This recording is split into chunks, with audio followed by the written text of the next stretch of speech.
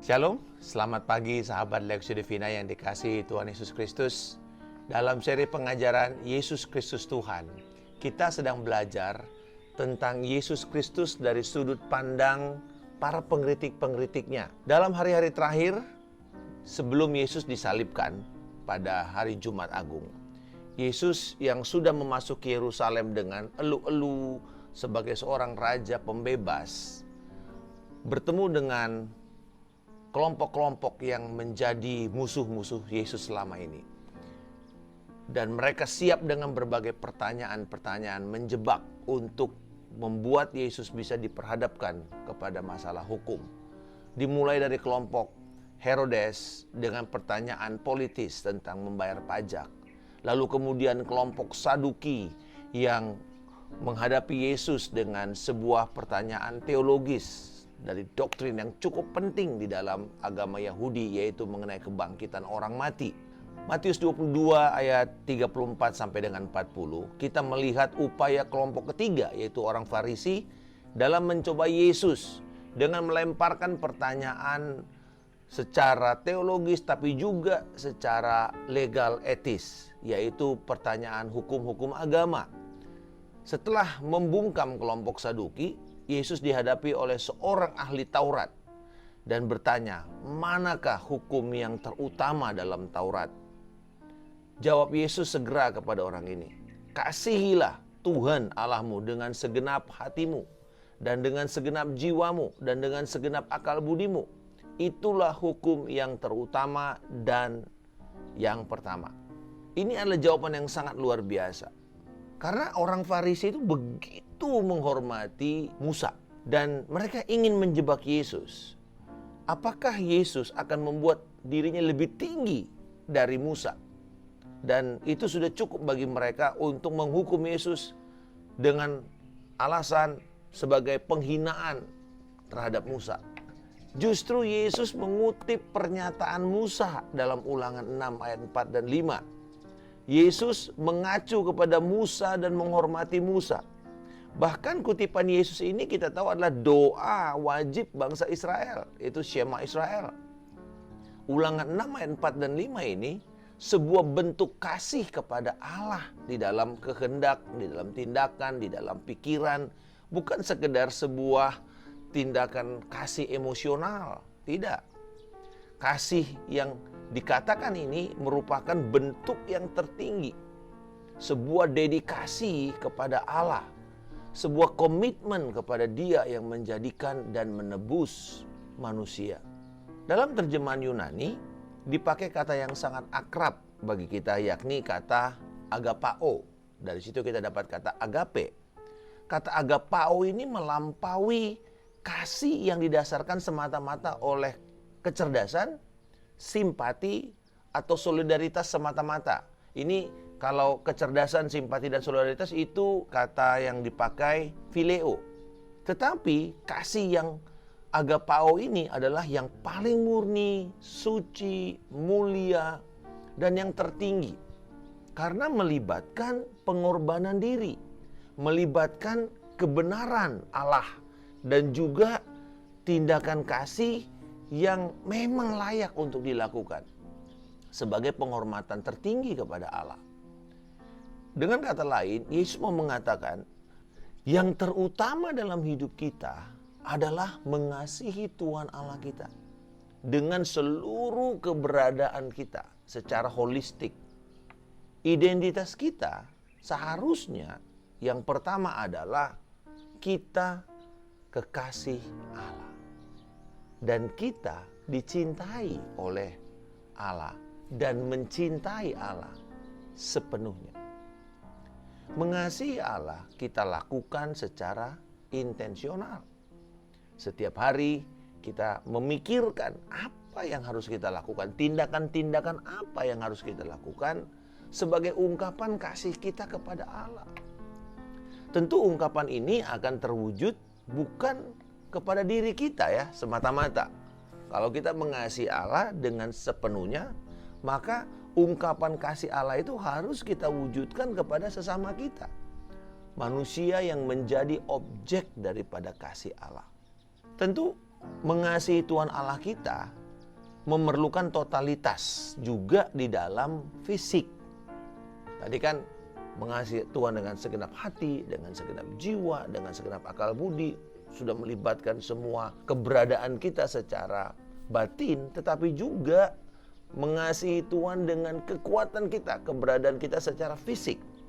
Inilah sebenarnya alasan kita menjaga tubuh kita itu untuk tetap sehat, bugar, supaya hidup kita ini bisa menjadi efektif untuk dipakai Tuhan sebagai alat perwujudan kasih-Nya kepada dunia ini. Nah, perintah mengasihi Allah dengan segenap hati, jiwa, akal budi, kekuatan, berarti sekali lagi kita diperintahkan Tuhan untuk mengasihi Dia secara total. Seluruh keberadaan kita mengasihi secara komprehensif dan melibatkan unsur baik material atau imaterial di dalam keberadaan kita sebagai manusia. Inilah yang kita sebut sebagai komitmen mengasihi Tuhan Allah. Dan itu hukum yang pertama. Jadi kalau kita kehilangan satu atau dua unsur dari hati, jiwa, akal budi, kekuatan, sama saja sebenarnya kita sedang menjadi pribadi-pribadi yang munafik di hadapan Allah. Kenapa? Karena berarti kita bisa memperlihatkan, contohnya kasih Allah itu secara bentuk luar, tapi dalamnya kita nggak punya. Kita nggak punya hati, kita nggak punya emosi, kita nggak punya, mungkin emosi bisa kita keluarkan, tetapi bagaimana dengan intensional kita? Dengan niat kita setiap hari.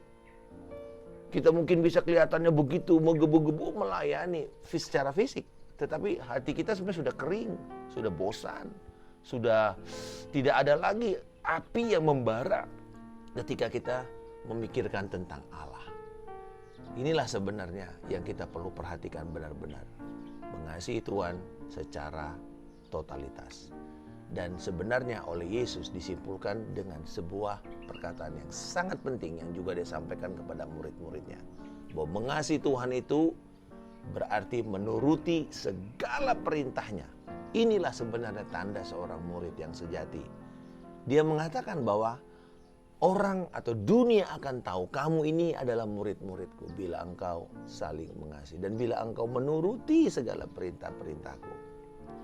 Sebagaimana kita mencintai Tuhan secara menyeluruh, kita juga dipanggil untuk mengasihi sesama kita. Hukum yang sama dengan hukum yang pertama. Mengasihi sesama kita dikatakan seperti mengasihi dirimu sendiri. Ini menarik, sahabat sekalian. Kenapa?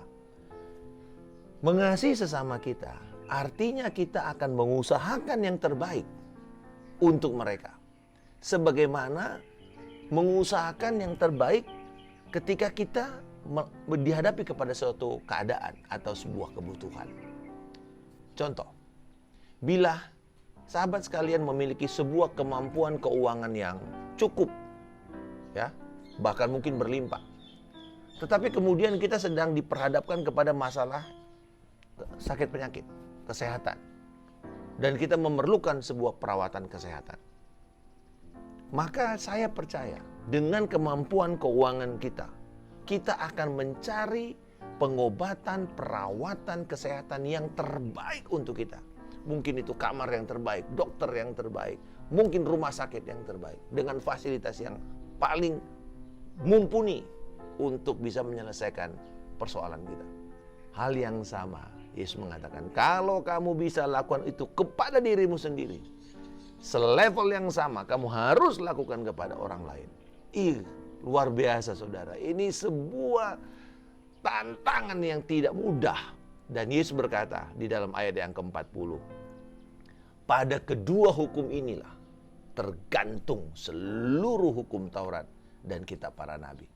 Artinya, semua hukum-hukum perintah-perintah yang ada di dalam Alkitab tergantung kepada dua perintah itu tadi, mengasihi Tuhan Allahmu dan mengasihi sesamamu seperti dirimu sendiri. Dan semua yang lain itu adalah penjelasannya semata-mata. Perintahnya cuma dua, tetapi penjelasannya seluruh kitab suci.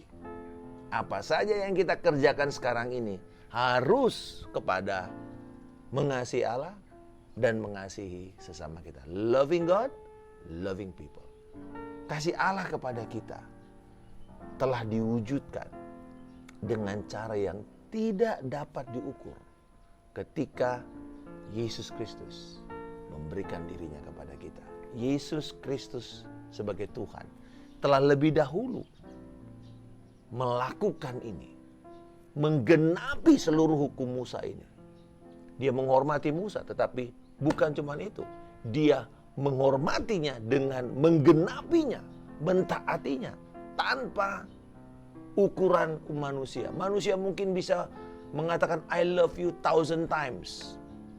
Tetapi Yesus melakukannya bukan sekedar tulis surat sama kita atau mengucapkan semata-mata, tetapi dia telah menjadi manusia, berinkarnasi, memperlihatkan kasihnya yang terbesar, hidup di tengah-tengah kita.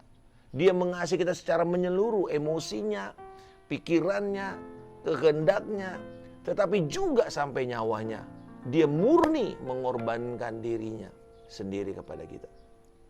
Ia melakukan itu semua karena ia ingin sebuah tujuan yang besar, agar kita bisa menerima rekonsiliasi dan pengampunan yang kekal dari Allah Bapa. Untuk kemudian setiap orang yang percaya kepada perkataan dan karyanya akan beroleh hidup yang kekal. Nah, ketika kita mencintai Tuhan kembali dengan segenap hati, jiwa, akal budi, dan kekuatan kita, kita mencintai Tuhan lebih daripada cinta seorang pria kepada wanita yang begitu dikasihinya. Dan kita mengungkapkan itu bukan dengan menulis lebih dari 1.000.000 kali kata-kata cinta, aku mencintai engkau kepada Tuhan. Ya, bukan itu. Baik kita menulis lagu, kita menulis puisi, kita menulis surat kepada Tuhan, tapi yang paling penting yang Tuhan inginkan kalau kita mengatakan aku ingin mengasihi engkau Tuhan, adalah kehidupan ketaatan kepada Tuhan Yesus dan firman. Sederhana sekali. Itulah cara kita mewujudkan cinta kita kepada Tuhan. Bapa di surga, aku bersyukur Engkau memenuhi perintah yang terutama. Engkau telah mewujudkan mengasihi Allah dan mengasihi manusia seperti dirimu sendiri. Memberikan Kristus menjadi perantara bagi kami. Terima kasih Tuhan untuk perwujudan kasih yang ajaib dan terbesar. Tolonglah kami untuk mengasihi Engkau dengan mewujudkan kasih kami lewat kehidupan ketaatan kepada perintah-Mu, sama seperti Kristus Yesus mentaati Bapa selama dia di bumi, sampai pada titik darah terakhir selalu mentaati Engkau Tuhan. Tolonglah kami oleh anugerah-Mu melakukan yang sama, sehingga nama-Mu dipermuliakan dan Kristus akan diberitakan. Dalam nama Tuhan Yesus Kristus kami telah berdoa dan mengucap syukur. Haleluya. Amin. Salam kemenangan. Saya Pendeta Markus Simanjuntak.